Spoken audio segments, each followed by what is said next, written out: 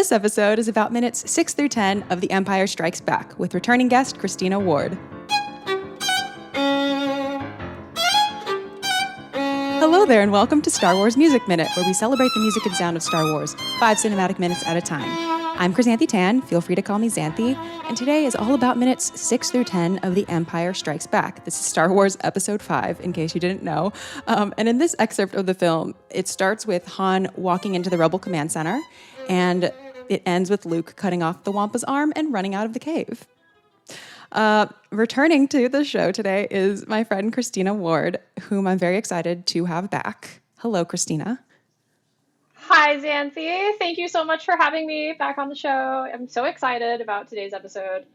It's going to be fun going through the minutes with you. Very fun, because we're also still at the beginning of the movie, so there's so many new fancy things. Not fancy, but there's just so much good stuff. Oh, Empire Strikes Back is so good, and the music is so good. Anyway, if you don't remember Christina from last season, which a lot of you probably do, she was the guest for Solo Part 15, which was, the episode was called Do You Like It? And I think the part of that episode where I just was like, oh my gosh, Christina's an amazing guest, was the moment I asked you what the droid was saying, and you were like, did it in a droid voice. And I was like, see, this is what you're supposed to do in improv. You're just like, yes, and yeah, I just really appreciate that about you. I'm happy you do. And when I heard the audio from this, one of my first thoughts was, did she pair me with this particular segment because there's some creatures that I might be thinking about imitating? and we'll see. I don't know. We'll see. There might be some moments. Okay, well, I guess we can look forward to that. Shall we just start listening to the minutes to get a little warmed up? Yeah. On Hoth. Warmed up on Hoth. Yeah. So needed. Yeah. So, as you can hear, there's no music. No music. Solo? No sign of life out there, General. Sensors are in place. You'll know if anything comes around. Commander Skywalker reported in yet? No, he's checking out a meteorite that hit there. With all the meteor activity in this system, it's going Already we hear so much background ambiance. Yes. I actually this little audio clip I really love it. I adore the kind of techie sounds in the back. It's kind of like ambient electroacoustic music that I would listen to while hanging around the house. I love it. Yeah, for sure. This definitely sounds like some CalArts stuff. It does. Yeah. It's very melodic too, the techie sort of, the whirring and stuff like that. Those are some of my favorite sounds in Star Wars, and it's throughout the whole original trilogy. From the Death Star, which is no longer around, rest in peace, but not really. Rest in terror, I guess. But this is so, it's so, there's the additional layer of it being on an ice planet and a sparseness that is cold, but also kind of pillowy because the snow looks, I don't know. It's just such a vibe. Yeah, there's a compositional attention given to it. It's definitely not just okay, there's computers, we're in a control center, let's get some computer sounds. They definitely took effort to make it an ice planet computer system, and you're right, it is melodic. Yeah, it is very melodic, and I feel because there's no music, we can hear that. Let's see, when the music... Absolutely. Let's hear how the music is introduced in this scene. I can't stay anymore. I'm sorry to hear that. Well, there's a price on my head. If I don't pay off Jabba the Hutt, I'm a dead man. A death march? One more thing. Han is speaking to General Riken, who is an Alderaanian military officer who served as a military general and is the leader of this Hoth base. And he also served in the Battle of Endor and the Battle of Jakku and the Battle of Crate in The Last Jedi. So he's sort of a a continuing background character, not super background, but kind of background. So that's who Han is talking to. Mark's not an easy thing to live with. You're a good fighter, Solo. I hate to lose you. Thank you, General. I just love those full steps. Well, Your Highness, guess this is it. That's right. Don't get all mushy on me. So long, Princess. I love this part, this sort of agitated string, like flourish, that kind of puts a period on that phrase. It does, and it kind of symbolizes Leia's, like, it evokes Leia's emotions, just going from like simmering anger that suddenly Han is about to leave when he said he wasn't, to being like, Han, and she's about to run after him in the tunnel. And I also just was thinking that this is the kind of Leia Han love theme situation. Actually, Which theme is this? This one is just the I'm bad plain. with the themes. This one's just plain Leia. Oh, cool. Then, well, cool and warm, because really what it felt like in the soundtrack was that it was this cold computer kind of ooh, ooh, and then it comes in with a kind of a flute. Was that a flute tone? Kind of a whistle tone, kind of fluty thing. It sounded like English. You mean the English horn, or? The English horn, exactly. Yes, you were right. That English horn that comes in and introduces it, it brings this warmth into that cool layer. So it transitions really well from the coldness of that techie stuff into the warmth of Leia's beautiful vivaciousness heating up the terrible cold of Hoth. Let's hear that again. There's something about her tone of voice too that is like interesting. It's like kind of lower pitched than we usually hear. I feel it sounds, I don't know.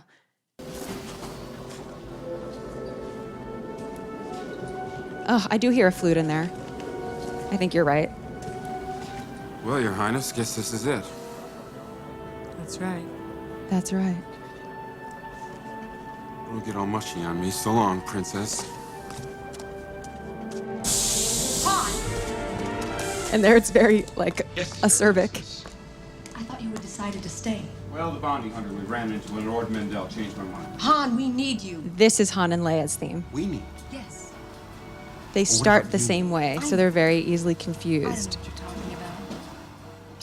Probably. That's Okay, really good clarifying. That's interesting. They both start with a major 6. Right, so they both start the same way. Mm-hmm. Showing that really it's Leia's trajectory that it's all about, not Han's trajectory. His Yeah, that's what I think too, for sure. Mm-hmm. There is something, maybe it's because I've like heard this clip so many times at this point that I think the more you listen to things, the more, I don't know if melodic is the right word, but the more of a thing they seem like. And I don't know if that makes any sense, but it happens like if I'm like watching TikToks or Reels or something and they're so short and they repeat so many times, if you aren't touching your phone or whatever, and you'll hear the same little thing repeated so many times that someone's little quick statement ends up sounding like a beat, like a song, like it's like sounding like a groove or something. So I don't know if that's influencing my read of their dialogue here, but it feels very forced, not in an in-universe way.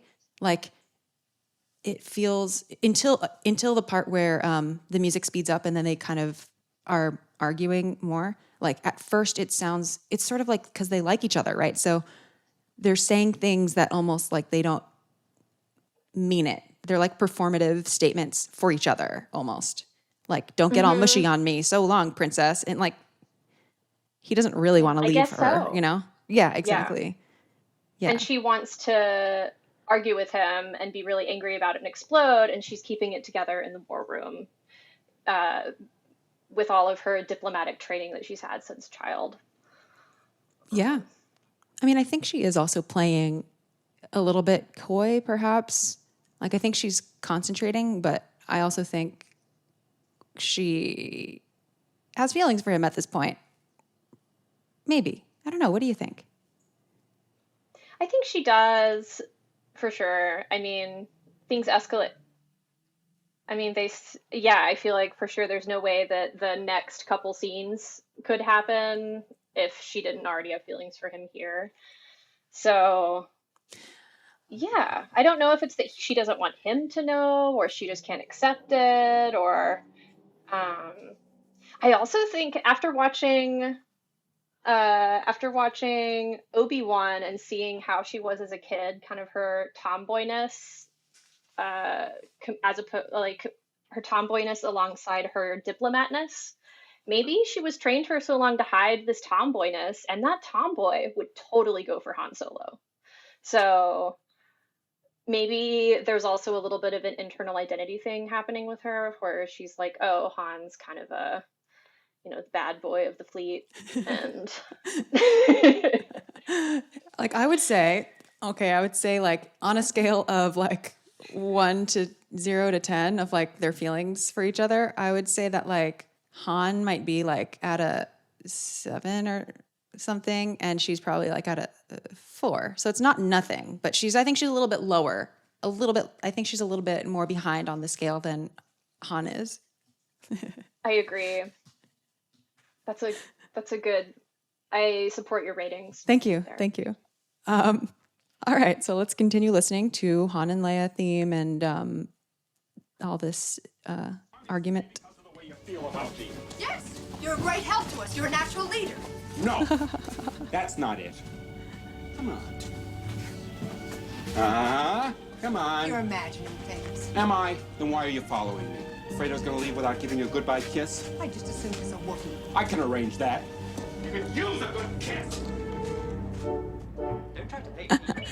And notice how their theme kind of like ends on a sour note. Totally, and it ends like you could use a good kiss. Boop, boop. Yeah. What you were talking about earlier with the kind of the way that the things people say can somehow become rhythms. Yeah. Even though they might not have been. I don't know what you were hearing there, but for me, I was really hearing the pacing of a slow, awkward waltz. Oh, must hear again. Must hear this again. So you're hearing it like you're hearing it kind of in 3?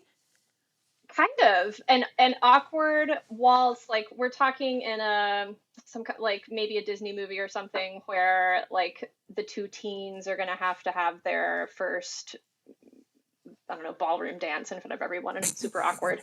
Totally normal. Yeah, I hear ba ba ba ba ba ba ba ba ba. I like a very slow waltz in that sense. Yeah, let's listen and see what it's like. Okay, I think I know what you mean. Okay, let's hear for sure. I don't know what you're talking about. Probably not. And what precisely am I supposed to know? Come on. You want me to stay because of the way you feel about me? Yes. Like a You're a bow. great help to us. You're a natural leader. No. There's like a big dress That's not it. involved. Come on. They're kind of slowly going across the floor. Come on. You're imagining things. Am I? Then why are you following me? Afraid I was gonna leave without giving you a The goodbye like kiss? sort of like the bass line, the pluck pluck kind of adds to that as well. Like the I don't know, cello bass or something like that. Oh, I can hear I can vibe with that. And it's not because it's in 3/4, because it's not. It's more of like the orchestration of it. Sort of Exactly. the string melody line that's pretty uncomplicated. It's not like planing thirds or anything like that. It's just like a single melody line, not much harmonic complication. Although this is harmonically complex, but not in like the melody, not in the melody, and not like in other instruments complicating the texture. Yeah. Yeah, totally. And I guess as you were saying that made me think of how in dancing there's like what you see is the beautiful ballroom dress sweeping across the floor, but what's happening under the dress is the feet moving intricately and making that happen, because it would not look good if you can't just take 2 steps and look smooth in a dance. it's so I guess it's almost like that melody line feels like the vibe, the orchestrational vibe of a waltz, and then that's interesting that the tempo still is not waltz like, but That's a good metaphor. creates. I like that about the dress and the like. I imagine. Well, now I'm just imagining the very extreme of like feet totally scurrying underneath the dress. You can't see because there's like a big Totally. dress. Yeah, like in tango, feet are crazy. Oh, They're moving. I hope we get a tango in Empire Strikes Back. I guess we'll see. I guess we'll have to find out. So the thing that we hear right after, where it kind of the music is sort of doing a little bit of a humorous break. It's sort of a comic relief almost.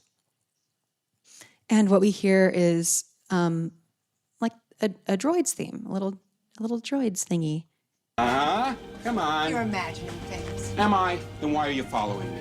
Afraid I was gonna leave without giving you a goodbye kiss? I just assumed it's a Wookiee. I can arrange that. You can use a good kiss. Don't try to bait me. I didn't ask you to turn on the thermal heater. I merely commented that it was freezing in the princess. That's the droids It's theme. supposed to be freezing. How are we going to dry out all their clothes? I really don't know. Go switch off. Why do you take this apart now? I'm trying to get us out of here and you pull both of these. Excuse me, sir. Does that remind you of anything? The droids theme. Or just like not necessarily the theme itself, but just this kind of music. Not immediately. I won't lie that a little sadistically, I was just remembering how delighted I was that at some point during The Empire Strikes Back, C-3PO is dismembered. How dare you! Because I love him, but he's also so annoying. And it was just very nice to see him. I There love were just a few, C-3PO. I will be your biggest fan. I will put you back together. It reminds me of A New Hope, like in the Jawa area. It's this sort of playfulness, and it also kind of reminds me of like Ewok stuff. And in general, like I find that John Williams has a way that he will score comic characters and sort of cute characters, cute things. Not that their main function is that they're cute, but they are sort of a cute / comic element sometimes. And so yeah, it's cute. It's comic. It's the word slice of life comes to mind also. It's just they're talking about the temperature in Leia's room, which is obviously it's not irrelevant to the story because it does help with the world building of Hoth, being on an ice world. But it is just this kind of droids taking care of the daily life matters, having a conversation about them, keeping the base going. yeah, and I feel like even though droids are sort of serve a utility purpose, I feel like we don't often see a 3PO and R2 dealing with like drying her clothes and I don't know, working on the thermal heater and stuff like that. So yeah, it is a slice of life. That bouncy thing, I don't know, that bounce, do you know what I mean? That bouncy thing is also a recall of From A New Hope. We hear it like, Oh. Excuse me, sir. Put them back together right now. Might I have a word? gotta go back.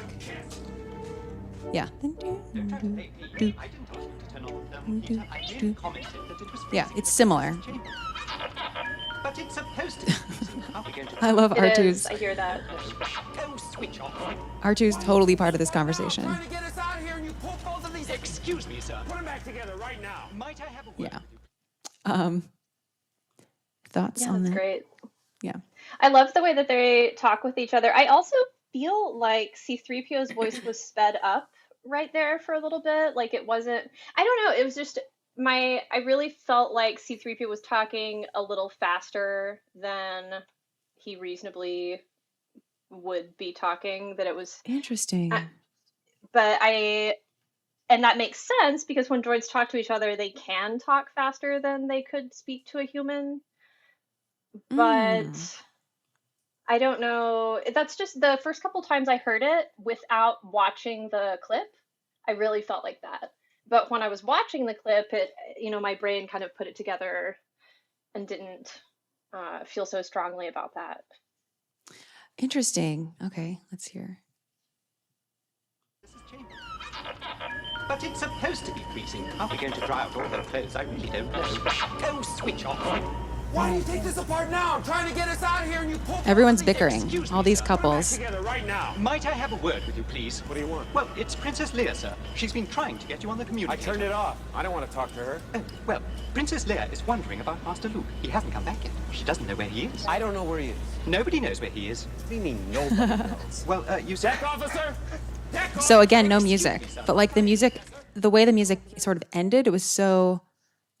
I almost didn't notice that the music had an end point because it sort of faded naturally. Like I don't mean like a fader was faded. I mean like it was already baked into the music that it sort of faded, and then because of the ambiance of the Hoth bass is so strong, it is almost unnoticeable.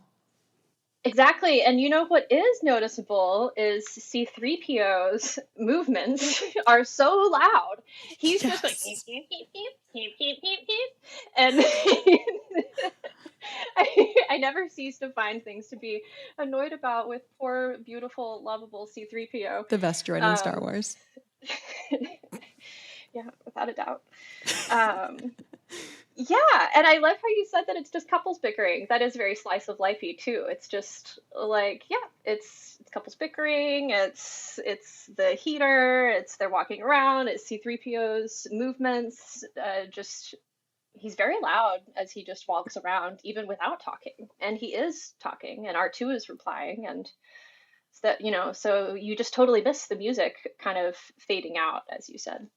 Yeah, it's 3PO is like a barometer, I feel like almost literally. I feel like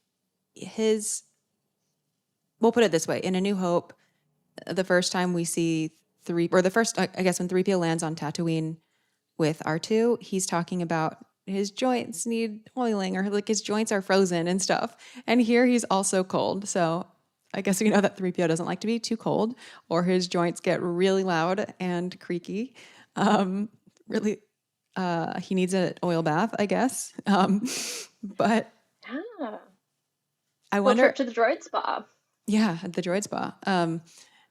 I wonder if that was sort of an intentional mirroring of A New Hope or not, but I like it nonetheless. I like it too. I don't have any insight into the mirroring, but I support what happened. And also that this is also becoming a transitional moment, as instead of enjoying this kind of slice of life, nothing particularly important is going on, to like, we're about to find out that Luke hasn't come back from checking out the meteor, and Han is like deck officer, and it starts getting intense. And so there's a sort of maybe a build-up, or at least something transitional that starts happening here. Yeah, it feels like it reminds me of like closing up shop at the end of the day or something, where you're, or like honestly, or just sitting on my lunchbox in third grade waiting for my mom to pick me up, and everyone's kind of gone, and I'm like, where is my mom? It's there's a bit of a holding pattern in it. Like there's things happening, not much is happening. People are just sort of waiting on other people or waiting for conditions to be better, or just in a general state of discomfort and trying to get comfortable, but nothing is really going right. And nothing's really like overtly, attacking them or anything either, but just passively leaving Luke Skywalker out there, like just that passive action is what like the concern is here. Yeah, that's interesting. The sort of holding pattern, passive nature of the drama or threat. Yeah. And I feel like the lack of music there kind of reinforces that, because the music is very spare. I mean, John Williams did write more music for this spot, but the director, Irvin Kershner, did want things to be more spare. And so I feel like he, as the director, has sort of created a very particular feeling, or like a very particular, I keep saying the word vibe, atmosphere. I'll say atmosphere, musically and visually, and just with these sets of conversations that are sort of like not about anything, but kind of tell you a little bit about the characters, how they're feeling about each other right now. Like you said, slice of life. Slice of life, and I guess world building. I liked how you pointed out just telling about the characters, because really this is kind of still in the exposition of the movie. There's a lot going on in these 5 minutes. There's a lot of different things that happen. Totally. And so they probably really were hard pressed to pack in so much just so much material into a short amount of time. Yeah. And the first time that music does come in a bigger way, not just sort of underscore underneath dialogue, which is what we've heard so far. The first time we hear that is coming up, and it's when, we see Luke in peril. Let's I'm excited to see that happen. Let's get into that.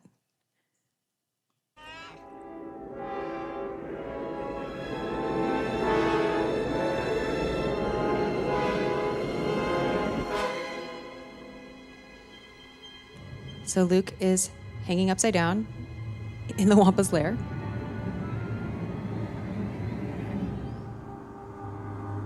And as we know, he's trying to get his lightsaber. Oh, these Piccolo. That awesome Wampa.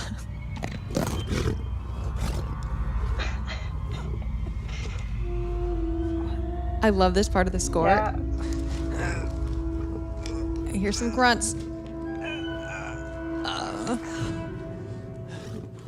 Yeah. He really switches, I guess, maybe in context of what we were just talking about. There was the slice of life, and then there was a sort of space where there wasn't any soundtrack, and then there's the big those horns coming in with that was kind of like maybe like a full orchestra situation for a second, and then but definitely kind of a horn section that kind of makes this big and then little windy things that make it feel like a horror film soundtrack to me. Yeah. And I absolutely had that experience. When I first listened to the clip that you sent, I did audio first, and I went out into the kind of like forest area where I live, and then I like sat there and I like listened to the clip, and I literally thought I was getting attacked by something at that moment. I turned around and was like super horrified that there was a wolf or something like that, and it wasn't. And thankfully also no one saw, but it would have been funny if they had. But that's a hilarious way to prepare. It was just like the sound of the Wampa eating the what was he eating? What was the name of the Tauntaun? Tauntaun, yeah. So yeah, it was pretty terrifying. But for me, I really did have that experience of the horror film. But I think that was still the point. Yeah. I think that maybe we could describe. Maybe we could describe what we are hearing happening, because we don't hear moments like this very often, or at least we haven't yet in Star Wars, because it's not like a theme and an accompaniment, and the orchestra feels like this feels much more sparse, kind of all over the place, harder to define. It reminds me of like the part in like music school or whatever, when it's like you get to be a senior, or like you're later in the semester and you're finally getting to the kind of music where you're like, how am I going to analyze this? How do I make sense of this? Because it feels like there's no hook to hang on to. So I just want to, feel like you're just kind of I feel wanting like we to could talk do that. through. Yeah, just like kind of narrate it. Also, Nice. also, in case some listeners kind of want to put some language to things that they're hearing, but don't even know, like how to clarify that. So yeah, we're Yeah, music people. We could do totally. that. Let's do it. Let's do it. All right. Gonna see you in hell. Can we have like a horn?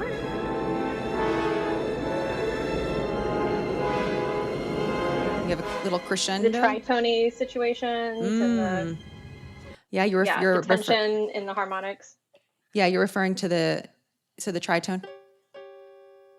You're referring to this interval, which is an augmented fourth or diminished fifth, also known as a tritone.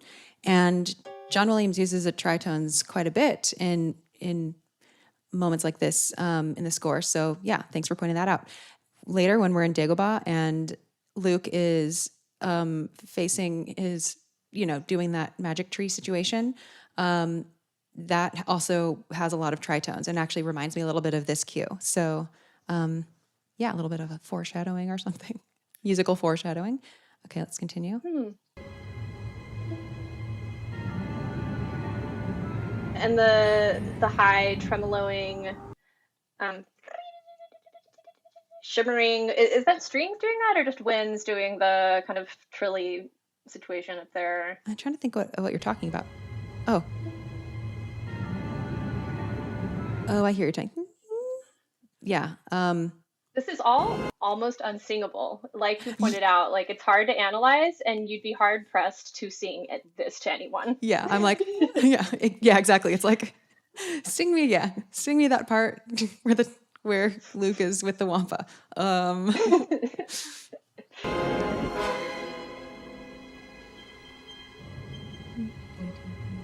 can.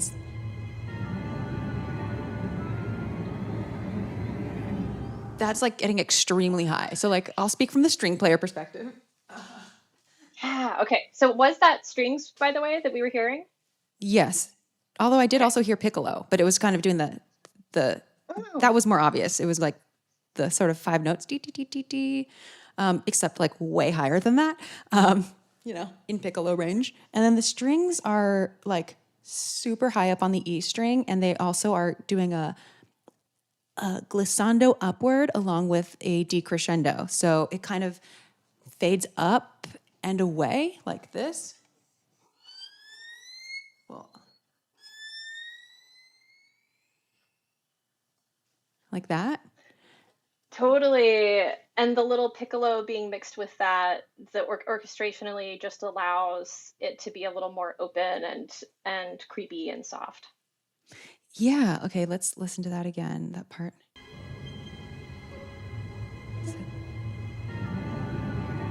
Listen to the strings. Oh yeah, they totally go, except way higher. But yeah, you can hear that little like. But then contrasted with those super, like we have the piccolo, which is a very, very high pitched instrument, and we have the violins playing in a very, very high pitched part of their instrument. And then we have, in contrast, we have like the basses and cellos doing like the most grumbly, like low, like thing. So I feel like that always makes things, or not always, but can make things sound very eerie when you have things that are like very low and grumbly alongside things that are extremely high and delicate with like not much in between. Can we listen to that again? Yeah. And then, and I want to kind of confirm that low grumbliness, what's going on. Yeah. Because Okay, we're just getting into it.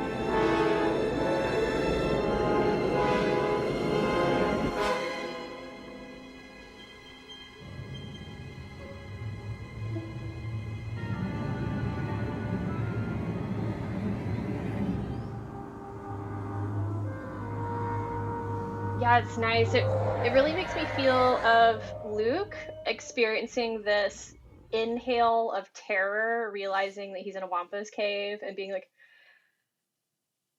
as opposed to the Wampa being like, yep, eating dinner. What I do. It's disorienting. And I feel like it also kind of works with the cuts visually, it's like a cut to one thing. It's like you don't really know exactly what's happening. You're like, cut to this, cut to that, cut to this. And sort of in the orchestra, the instruments aren't really like united doing something. It feels very much like one instrument comes in and does a thing. Another instrument comes in and does a thing. And it almost feels scattered like that, rather than like groups of instruments, like doing things more cohesively. Like this feels more like we're really finding out with Luke. We don't know what's happening, and the music not giving us clear hints at this moment, other than kind of terrifying. Yeah, absolutely. And it plays right into that horror film vibe where it's just like we don't know what's going on. The orchestra doesn't know what's going on. No one knows what's going on. We don't even know if the Wampas noticed Luke. Yeah. How's this going to play out? And yet there is a tiny bit, and yet there is some sort of a structure embedded in it, even though it doesn't overtly sound like it. For example, when all those instruments sort of cut off at the same time, that's like, oh, okay. And then it kind of goes into the bassoon thing. You know what I mean? Like,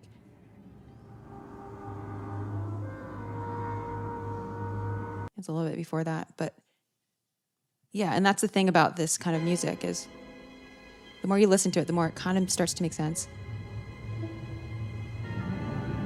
They're kind of doing their own thing, but they kind of all like coalesce there. And then we have the Wampa,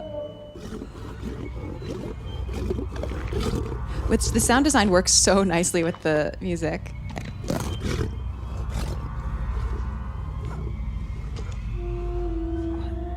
It's like the music is the feeling of my face trying to scrunch up in horror at the sound of the Wampa eating. I find it a very satisfying sound. I don't know why. In a way, it is. It has a nice like grunt to it. It is a good, if you're gonna go like in the category of chomping and like smacking and nasty eating sounds, which are not necessarily nasty, just like I use that word just in the sense of like up and close eating sounds. It's really well done. How did they get that sound? Well done, Wampa. Or well done, Ben Burt. I mean, not well done, Wampa. It does sound like some sort of an animal, and knowing Ben Burt, it probably is some sort of an animal. Though, before I get too much farther, I do want to put it out there that I know that this is one of the places in Empire Strikes Back that went through special edition changes. Not many, but I'm not the most up with special edition changes because I grew up with the special editions and have never seen the originals. But Jay on my Discord said that lots of Wampa shots were added. And so the clip that you and I watched, Christina, has the Wampa shots added. But if we go back to when this first came out, apparently you never saw the whole creature. All you saw was the disembodied arm of the Wampa. So this sort of feeling of the music being kind of disembodied, or the music kind of being like little parts of things here and there. Like I'm imagining this scored to a picture that doesn't even show us the whole Wampa, where it's just like a disembodied arm, and how there would even be more curiosity as to like, what are you listening to? And I feel like the music probably, I guess, may match better with that. Although I don't think it doesn't. I don't think it matches poorly with the special edition version. I just mean, I can't even imagine not being able to see the whole Wampa in this scene, like just an arm. Absolutely. And that means you also really need the really clear audio of the Wampa chomp to know that an animal, because you only see the arm, so you also need to know that something with a big mouth and teeth and that eats that way is eating the Tauntaun just yards away from Luke. Yeah, and you can tell that it's a big mouth because of the way the sounds. The depth. Yeah, Only exactly. really big mouths can have such depth of chomp. Exactly. There's enough space. There's enough of a like resonance chamber there. Yeah, small, which is why in the Clone Wars cartoon, I love the droid's arc, but just one thing I just don't understand is how that really big voice comes out of that really little, not droid, but the Gascon or whatever. Anyway, that was kind of not related, but I think about that all the time. I wonder if, like, I always try to match the sound that animals or creatures make to what they look like on screen to see if that, like, even just on a purely acoustic level makes sense to what sort of a body type they have, like mouth shape and size of them. Like if they're a very diminutive creature versus a giant or something. Yeah. So well done. Absolutely. Yeah. Let's continue listening to this horror show. Here I feel like things start to sound more cohesive.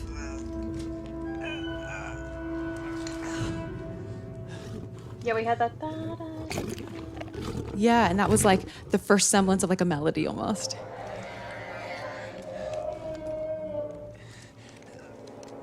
And now here, we have these swarming strings. Yep, along with the of the brass. Oh yeah, is that muted maybe? Yeah, it sounded like maybe muted trumpet or trombone, maybe.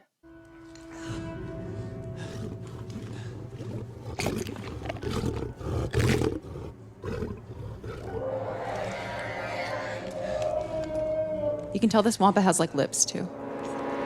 Yeah, I was picturing a horse mouth actually. Oh yeah, totally. Yep, we have the brass.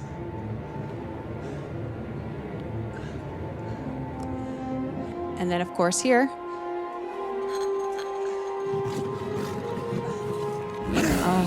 Things start to open up. We still hear the swarming.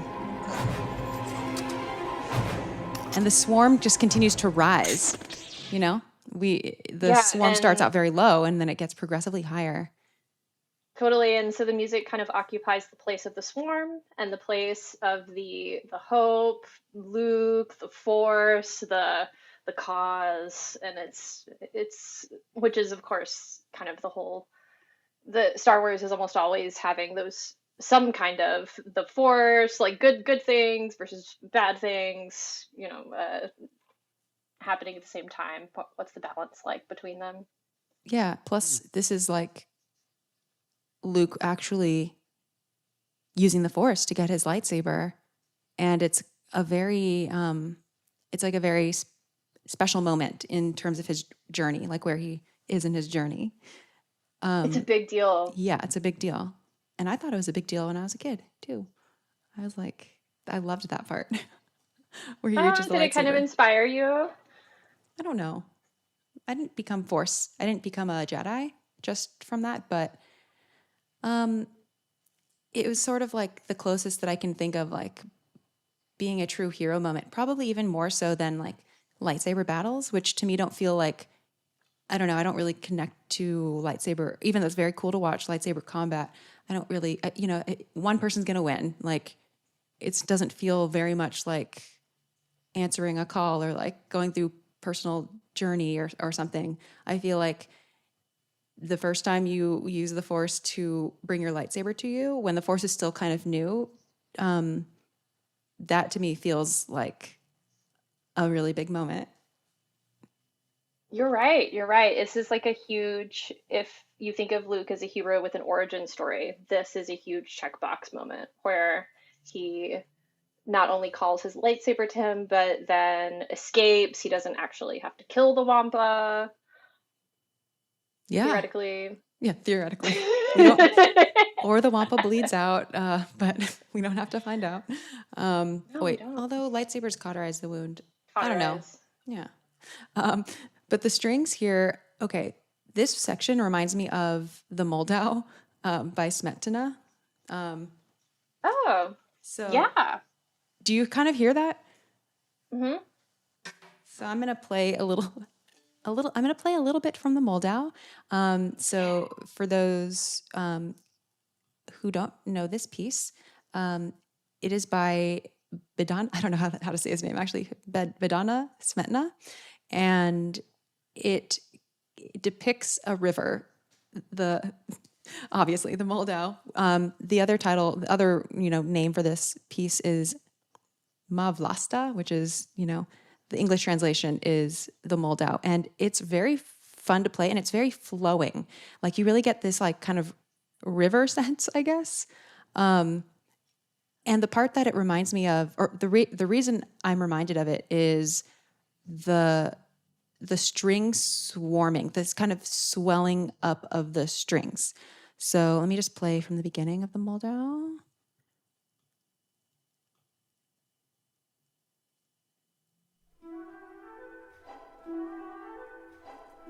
I mean, the flutes do it too. Where there's kind of an incessant, like, running notes. And kind of goes throughout. And then on top of it, there's going to be other melodies happening, but always with this underpinned by this flowing, moving, growing, swelling thing. So I'm going to skip a little bit forward in the piece. It's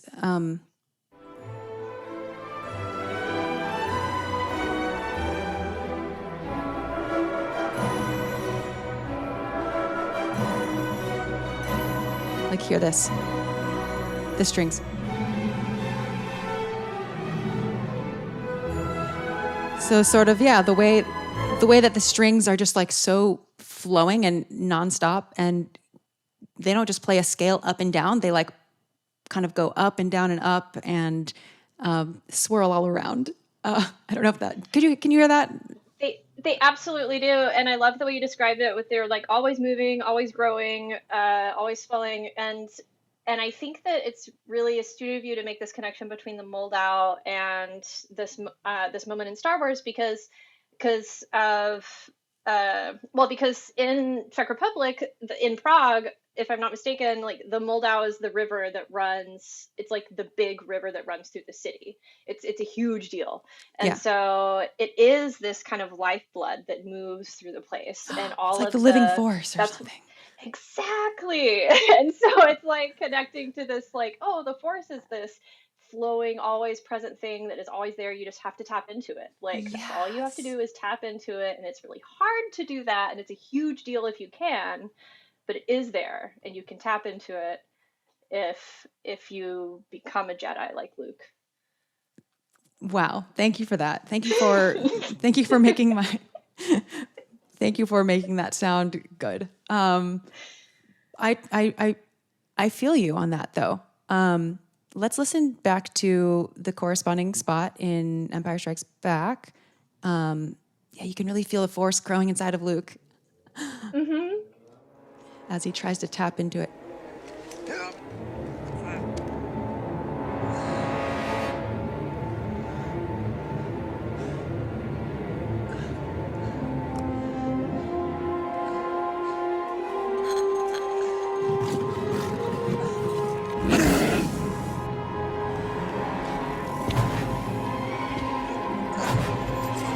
They just keep getting higher.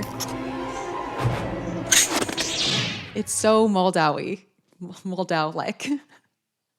It is very Moldau-like, and at the beginning of the whole of the Moldau, there was definitely that section where it was just like the winds kind of tweedly-deedling. Actually, that wasn't a good word, tweedly-deedling. Just the winds kind of doing unclear stuff, because that is similar to what was going on with the winds. Like, even though it was way sparser in the Star Wars soundtrack, it was still this kind of winds doing some not that clear stuff, but that's just kind of Yeah. It's like, when have you ever played an orchestra? I know you're a singer, so I'm not sure if you. I'll just say yes. Okay. Yeah, I've definitely sung with orchestra. Okay. So, you know how like and directed them. Oh, okay then. And plus you compose. So like you know how sometimes like even though something is maybe clearly notated for an instrument, what they're trying to do, the thing that conductors always say is like, this is just an effect. This is an effect, or whatever. So I feel like the main point of this sort of string swelly stuff is like, yeah, you want to get the notes right, but the point of it's not eventually going to sound like you're doing some perfect scales. Like you want to be chasing this, this atmosphere. No, you want to be chasing what it feels like. You want to be chasing what the effect is, or like the swarm nature of it. Like sort of, the music is almost a metaphor for something else that is happening. It's so hard to define like musical moods sometimes, but you have to put some notes down and then just, see how it pans out. I feel like this is one of those parts where I feel like if I were in the violin section doing this, we would all know that like, okay, this is an effect. We're here to be like a living swarm to support when the horn comes in with the force theme, where the force theme is going to be the main star of this part. We're like Absolutely. And that if you had a choice, if you were like, ideally everyone's a super awesome player and it's just going to be perfect, as life always is. And however, if you had a choice and you were thinking, okay, I'm not maybe a skilled enough player to where I can play all of the notes exactly accurately the way the composer listed them, the director would be very annoyed if you then slowed down and tried to just get each little note happening. That would absolutely be a mistake. That would be a problem, because that would be a literal representation of the notes, whereas it's a metaphor for the buzzing and swarming. Yes, that's exactly what I'm trying to say. And you like read my mind, and it's very convenient for me.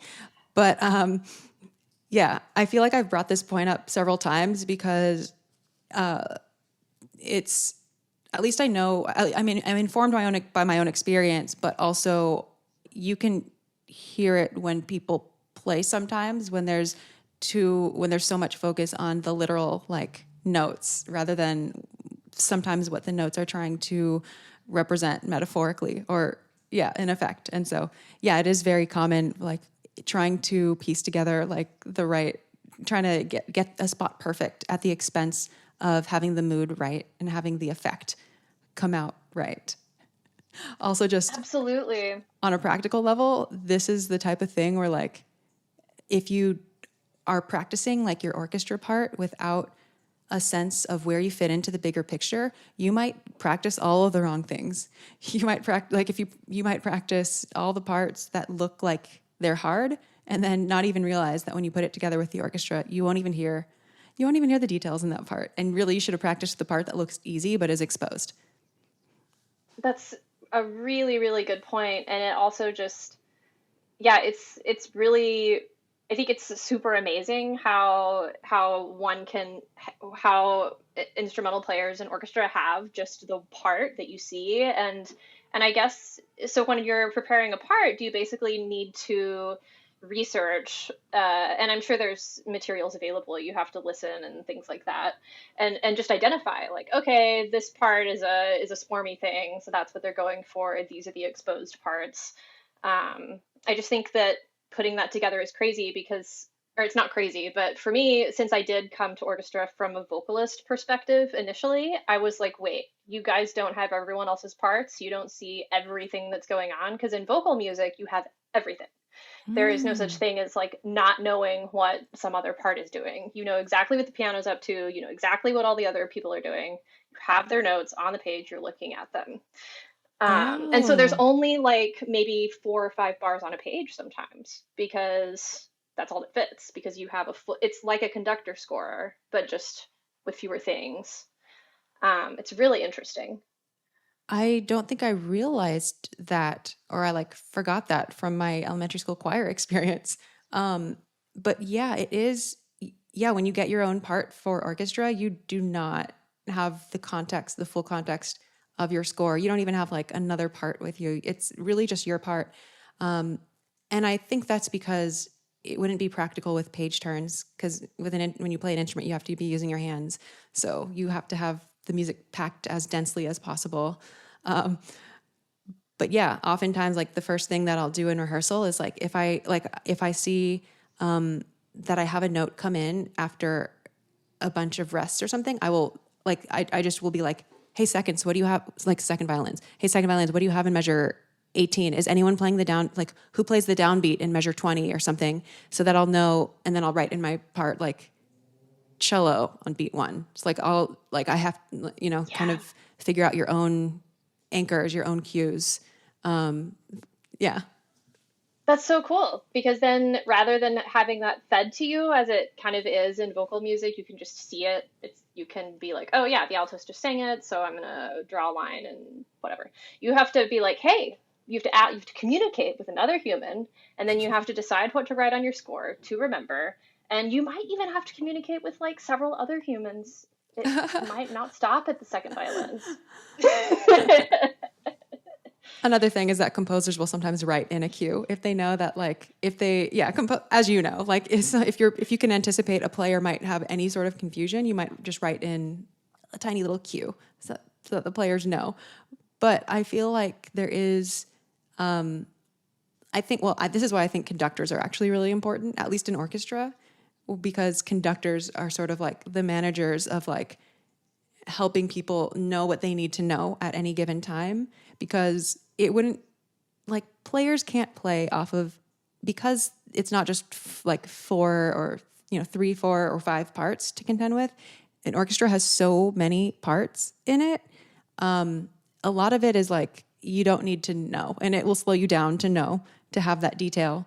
So yeah, that's where a conductor can really impact how the orchestra plays, because the conductor will be kind of the ultimate person who, helps get everyone on the same page and helps, people not get overwhelmed, because when you're playing, you don't have time to stop and get bogged down and whatever. You just have to somehow play. Conductors are amazing. And this is going to be a little cheesy when I say it, but as you were describing all the things that the conductor does, they really have to be tuned in to A, knowing all those parts, and then B, as they're conducting, aware of how that part is coming to life through the players, through the sections, and be able to really conduct motions that help the players be super certain that, like, yes, I'm totally starting to play at the right time, I'm totally doing the right thing. And there's a lot of force involved in that. That is like a super Jedi Master force kind of a thing, to be able to have like 35 different things that you have kind of memorized and you can sort of see on the paper, but and to be interacting with them in a live way and kind of saying like, oh no, the violins are about to be louder, like they're a little loud this time, and so that one flute part's not going to come through, so I have to convey that to them live in this millisecond moment. And it even makes me think, I feel like sometimes people talk a lot about conductors and time, Yes. maybe they're sort of perceiving time a little bit ahead of the orchestra. And that is also very similar to how Jedi will perceive time a little bit ahead of the fight or the activity, or how they literally can be.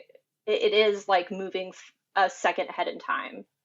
That's an excellent point. I think it's fascinating. That's an excellent point. Yeah, it is like a tiny bit of like precognition happening there with conductors. And for those who don't know what we're talking about, like conductors, by the way, are not composers. Sometimes those are easy to get mixed up. And in the case of Star Wars, John Williams was both the composer and the conductor.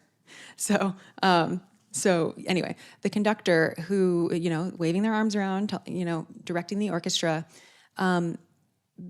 because of things like time delay, because of first of all, sound travels slower than light, right?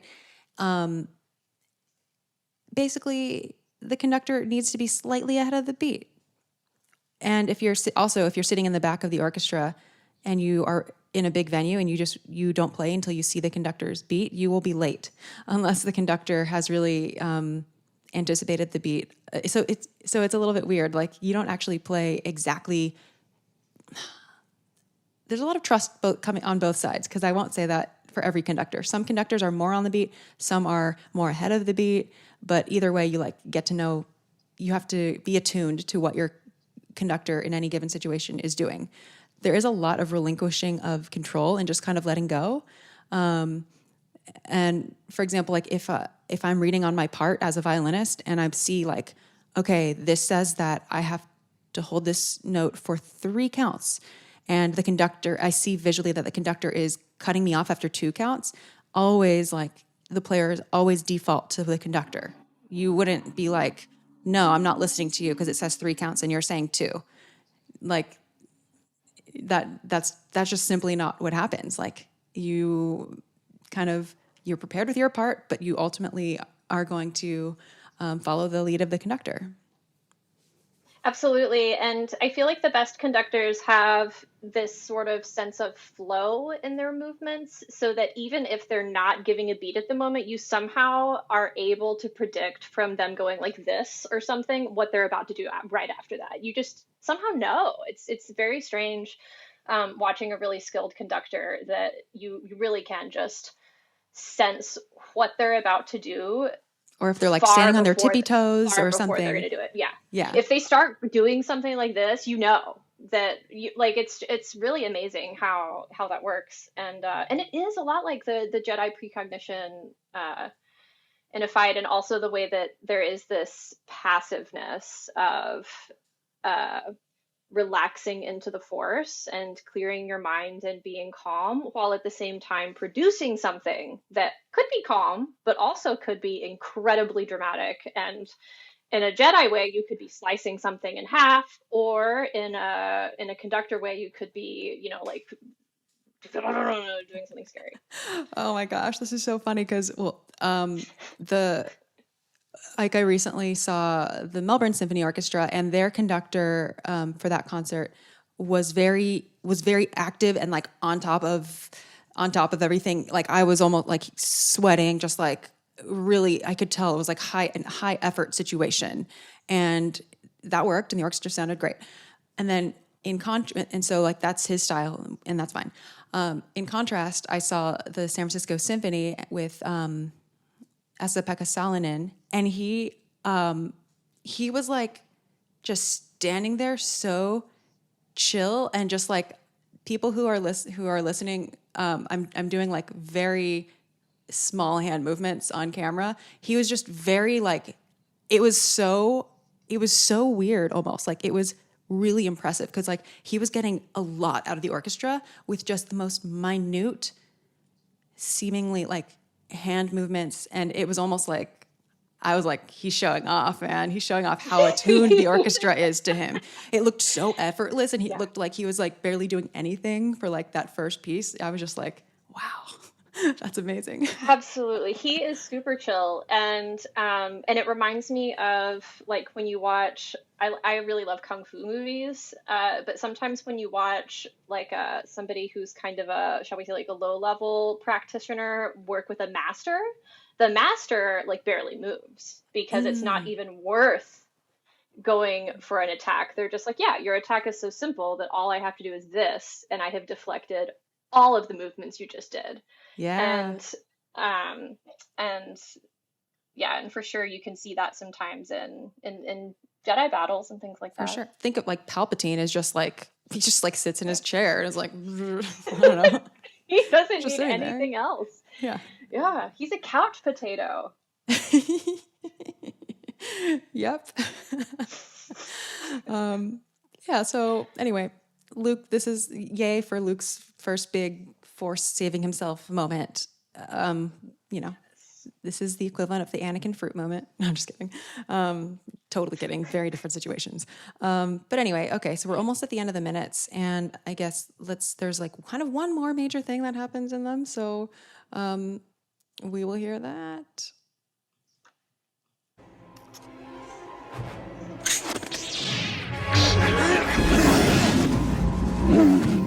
And of course, that was a little slice of the main theme. So just like reminiscent of the theme and in the intervals that they choose with the orchestration. I feel like it was a pretty intentional reference because that's Luke's theme, and Luke was sort of saving himself. Yeah, totally. So yeah, there's a lot packed into this, just this 5 minutes, and also this 5 minutes with like 3 minutes of no music or 2 minutes of no music. Yeah. Yeah, but it doesn't feel like that because of how tactile this I guess the sound design is, because there's a lot of animals. Did you say and tactile? droids. Uh-huh. Yeah, that's a good descriptor for something sonic. For sure. Yeah. I mean that Wampa too. That's tactile. It is. That's why it's satisfying. It is satisfying. I really find that Wampa sound very not comforting, almost comfort. You know what I think it is? I think maybe the gutturalness of it kind of is somewhat reminiscent of like a cat purr. Not really, but just in the kind of very fast pulses that are in it.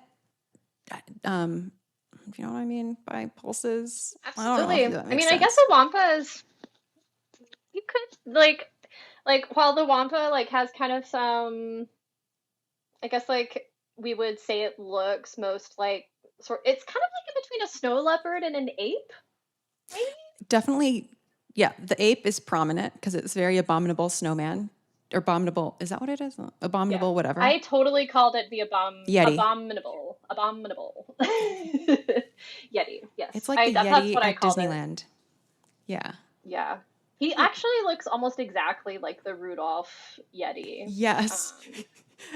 Like almost exactly. I'm actually surprised to learn that his form came out, or her form came out in the special edition, because like they know what the Rudolph one looks like and how classic that became, and how that became the face of the abominable snowman or the Yeti, and then it really does look almost, I'm not going to say identical, but very similar. You're talking about the Rankin Bass claymation movies, right? Mm-hmm. Yes. I need to put a picture on the screen because There he is. And oh there my is gosh, so something comforting cute. about him. There is. I think it's maybe like because this is maybe it's because this is sort of like a childhood monster in many ways. Mm-hmm. Like it's not that the Wampa's not scary, but it's very fantasy almost. I don't know. Yeah, and I it's love a little this. slice of life, because he's just doing what How he was does. a For Wampa? him, this is a right. slice of life scene. Okay. Yeah. Yeah. For Slice a of life. human, it's not slice of life. But for him, he's like, yeah, I walk around in the snow, find stuff, bring it back to my cave, eat the stuff, Yeah. do it again. Yeah. And then that reminded me of one more similarity I want to point out, which is that I think there's a little foreshadowing here, because Luke slices off the Wampa's arm. And then what happens later on here? Luke manages to not bleed out while continuing to fight Lord Vader and hanging off the bottom of the mining colony, while his cauterized hand is, after his hand has been sliced off, cauterized. And then, so that's how we know that the Wampa did not bleed out, is because Luke manages to survive for quite a long time with a recently cut off appendage. That's a great point. And that moment is earned. That moment is earned by having more examples throughout this movie of what lightsaber wounds do and like what that looks like, so that it doesn't seem weird when there's no blood later, because here we have the Wampa's arm, and then later we're going to have the Tauntaun being sliced open. And so we're kind of like just seeing the mechanics of this weapon, and that all kind of subconsciously helps, it's a cohesive thing. I wouldn't say it like adds to anything. I would just say like, this is the type of thing where if you messed it up, then it would be very, very noticeable. So they're very consistent with how lightsabers work. So that's great. Yeah. So the Tauntauns, wait, you didn't do a Tauntaun impression yet. Not that you were going to. That's true. I had thought about them a little bit, because they I was thinking about like how they created the sound and thinking that it was basically a vocal fry that had a little bit of pitch to it. So instead of being a which is the vocal fry, there was more of a, I'm not exactly sure how to aspirate a vocal fry. That's not something I'm good at, but like that scene in between when Han is like looking for one in the Tauntaun stables, there's just a lot of that going on, and it's just a lot of That is kind of what it sounds like. It's just like, it's very interesting. So they don't really need much music there because of these Tauntaun stables. Well, I like your theory there. Like in reality, the Tauntaun. Let's see if Leia's we can hear. wondering about Master Luke. He hasn't come back yet. She doesn't know where he is. I don't know where he is. Nobody knows where he is. What do you mean nobody knows? Well, you said... Deck officer! Deck officer! Excuse me, sir. Might I... Yes, sir. You know where Commander Skywalker I think it's after I haven't this. seen him. It's possible he came in through the south entrance. It's possible. Why don't you go find out? It's getting dark out there. Yes, sir. Meanwhile, the creaking. Excuse me, sir. Might I inquire what's going on? Why not? Impossible, man. Come along, Arthur. Let's find Princess Leia. Between ourselves, I think Master Luke is in considerable danger. Here we go.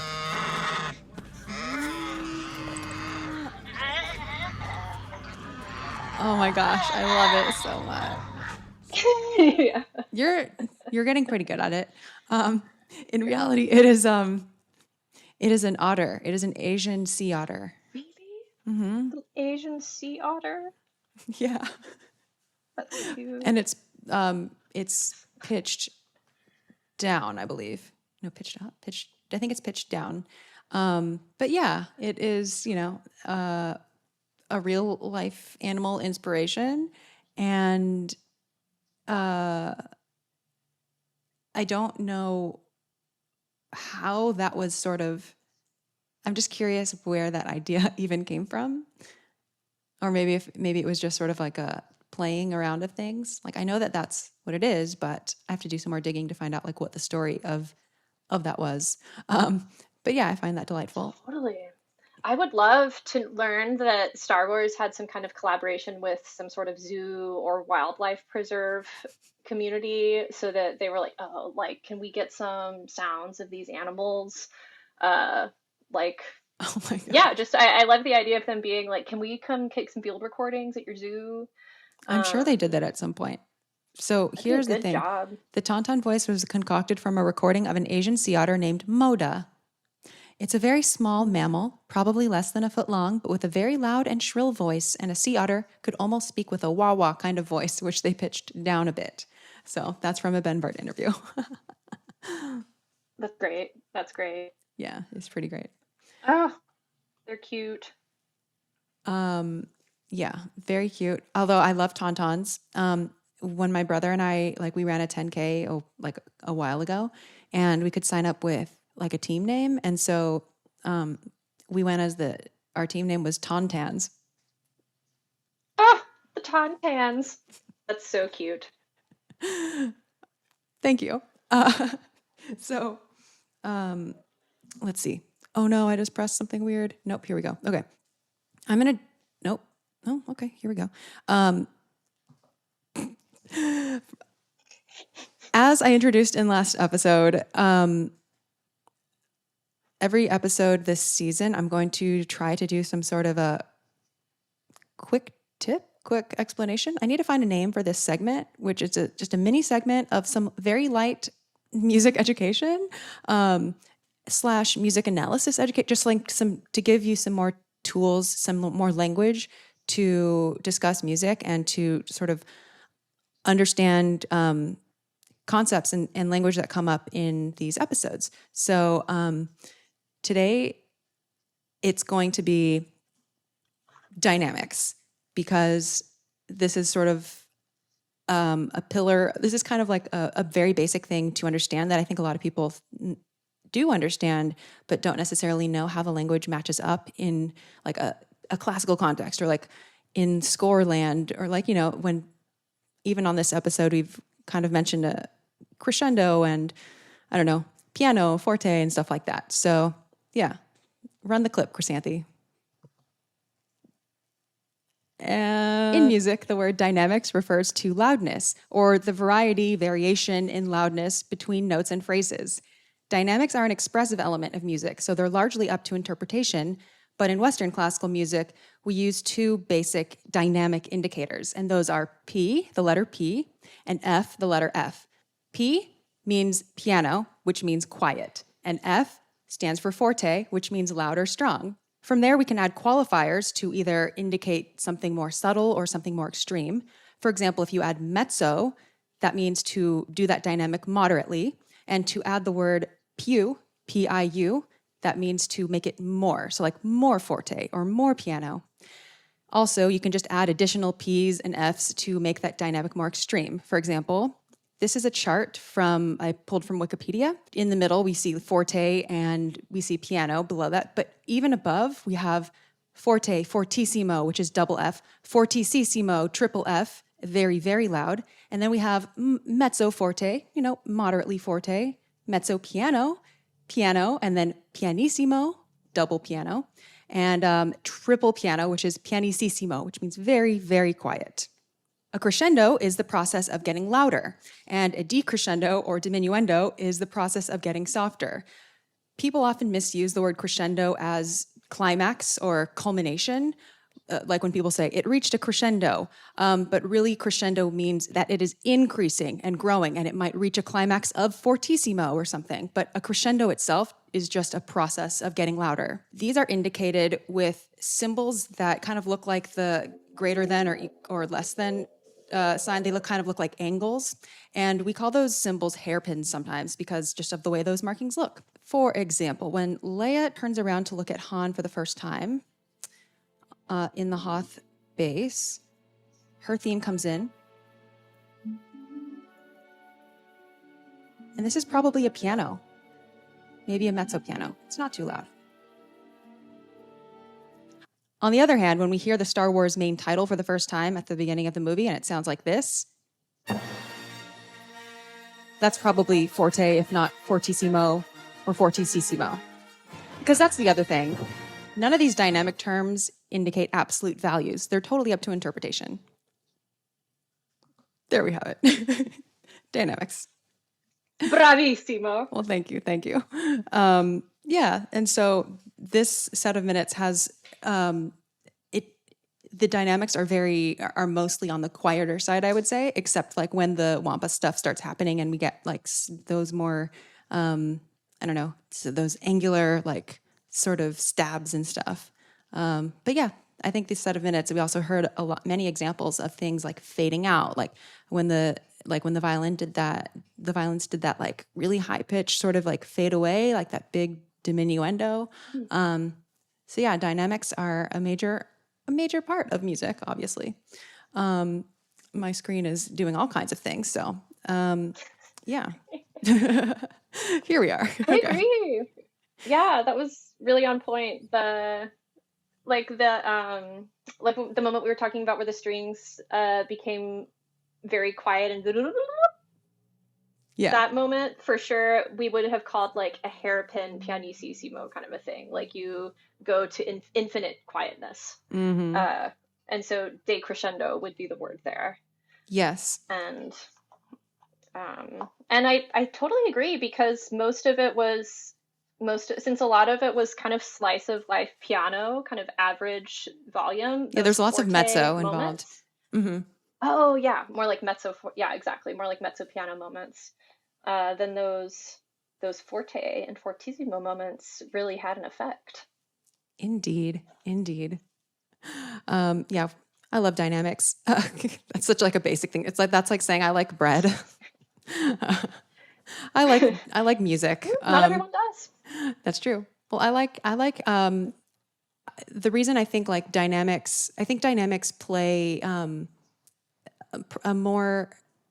bigger role in recordings of classical and film music than pop music because of the way that both the music is written, but also very largely like the way that those genres are typically mastered in the post-production process, where pop and rock and things that are optimized for I don't know, just things that are not classical, like at least I'll just say pop is more compressed, and so things kind of stay at a more stable volume level. But then in classical music, because you can have things that are super, super soft and super, super loud, generally, like, it is common practice to, even though you're going to squash it a little bit in recording, like, usually the dynamic range is more preserved, at least a little bit, because it would be impossible. Like, it's so important to the music. So, yeah, classical music is always the type of music where you have to, like, constantly turn up and down, because it's like, oh, it's too quiet. Then you turn it up and you're like, oh my God, this is so loud. Very big dynamic range. Absolutely. And that dynamic range is what determines, like, in what context you can listen. So if I'm in my car, or if I'm just here and I don't have the opportunity to change the volume, or I'm listening on low quality speakers that are just going to be, then classical music may not work, because in the moments when it's super quiet, you literally can't hear it. And the moments that it's too loud, like say you're driving, it becomes really loud, and it's like, oh my gosh, I have to turn this down immediately. And so it does require a little personal DJing sometimes to listen to classical music, unless you're listening on like a really beautiful set of speakers and they're just set, and you know that like it's not going to get too loud or too quiet, because you have kind of all the words that came to mind were like the privilege of, in a way that's true. Like you have, like, you get to kind of just experience that as it is. But from like a set of computer speakers or phone speakers, classical music can be much more difficult to listen to because of the dynamic range. Yeah. Yeah. Which is why like something like a film is like, I love experiencing films in theaters. I don't really like as much, the experience is not as good at home when compared to like the speakers that you, like the sound quality that you can get in a theater. Although, you know, not all theaters, we're not going to go there. So sometimes it's not good, but but overall, you'd hope that it would be better than like watching on your iPad, which sometimes I do. I don't have a projector like Christina does. But anyway, okay, so is there anything else about these minutes that you wanted to mention before we just run through the themes? I think we did a great job. Yeah, I'm good to go on to the next segment. Awesome. Yeah, this is kind of a tricky set of minutes to talk about, almost because of the reasons that we discussed, where it almost seems random until you try to make some sense of it. Yeah, so the themes that were in this set of minutes were Leia, Han and Leia, A section, droids, which was the the Force theme, and the Star Wars main theme, A section. In the soundtrack, we are on the tracks called Main Title / The Ice Planet Hoth, and The Wampa's Lair / Vision of Obi-Wan / Snow Speeders Take Flight. And those track names are from the special edition release of Empire Strikes Back. For those who care about cue numbers and names, we are in 1M2B, the Imperial Probe Part 2, and 1M3-2M1, Luke's Escape.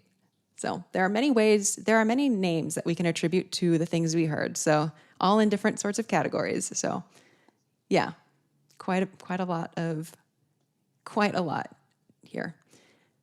Before we end, Christina, I didn't prepare you for this. You've already answered the Star Wars Music Minute questionnaire last episode, but I'm going to ask you again, and you can give new answers off the top of your head, or I can read old answers and you can just say that you want to keep them. But anyway, it's just an opportunity to add to any answers or whatever. Are you ready? Totally. Okay. Yes. And do you want me to read your old answers first, or do you want to just give a new answer first? You can read my old answer first. Okay, great. Question number 1. In exactly 3 words, what does Star Wars sound like? You said heartfelt, direct, dramatic. Whoa, yeah. So I will change that a little bit, because I've been listening to the audiobooks so intensely that I have a different situation in terms of that. So actually the first word that came to mind was droids. It sounds like lots of droids doing stuff. They're just like the audiobooks are just peppered with tech sounds. Salted even. Just let's talk about like just flavored with tech sounds. Salted. And because pepper, you don't have to put it on, but salt, sometimes you need it. Yeah, I'd go with droids. I still agree with the dramatic, or some of the other words that I used. Okay, so do you want to go? Yeah. Which one do you want to cut out? And then maybe hopeful. Hopeful Or okay. heroic. Yeah, hopeful. So I have droids, hopeful, and do you have another word? And what were my other ones from last time again? Heartfelt, I'll direct, take one of those. dramatic. Let's go with dramatic. Okay. Droids, hopeful, dramatic. Nice. Question number 2. What is something related to Star Wars music or sound that you want to learn more about?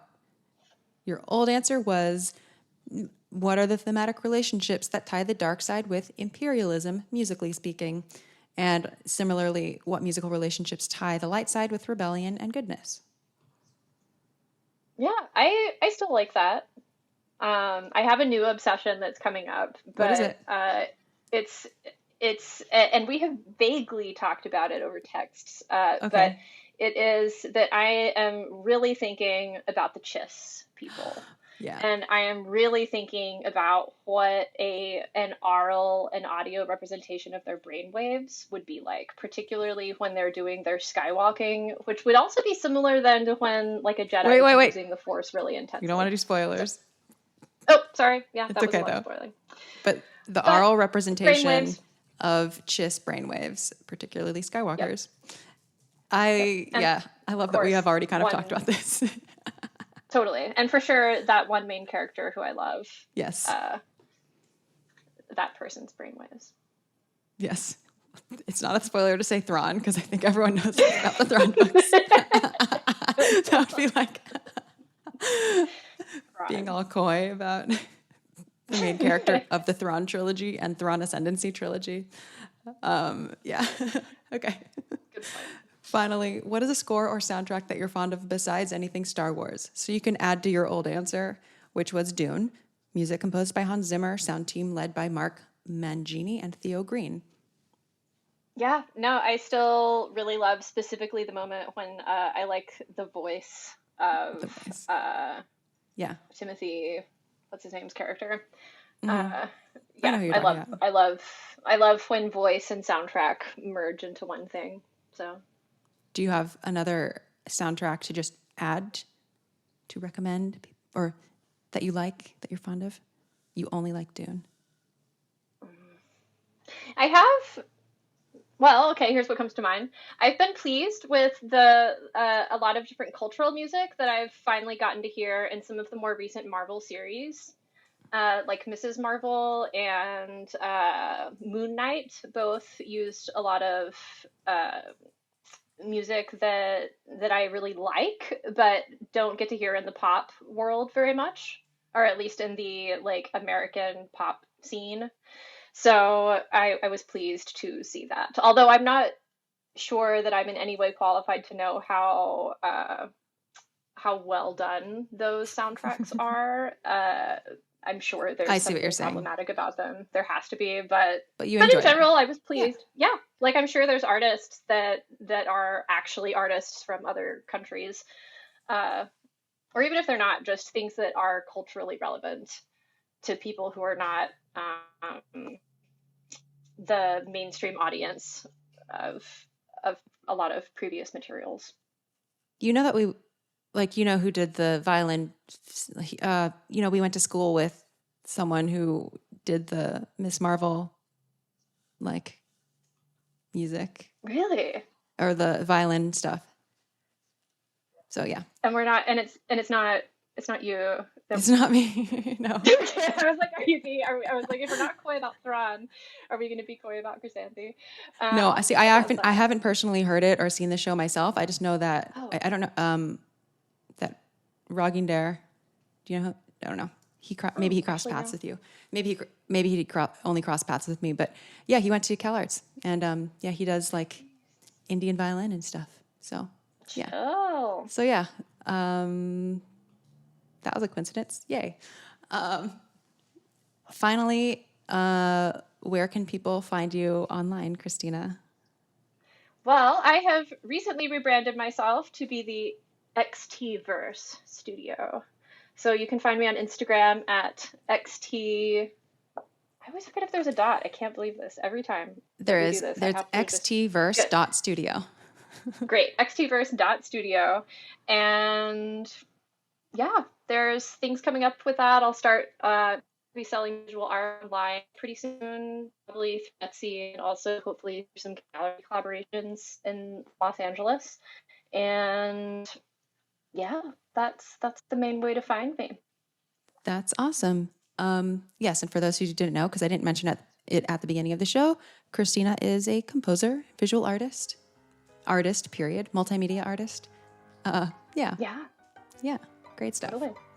Well, thank you so much for coming back to the show and talking to me about The Empire Strikes Back.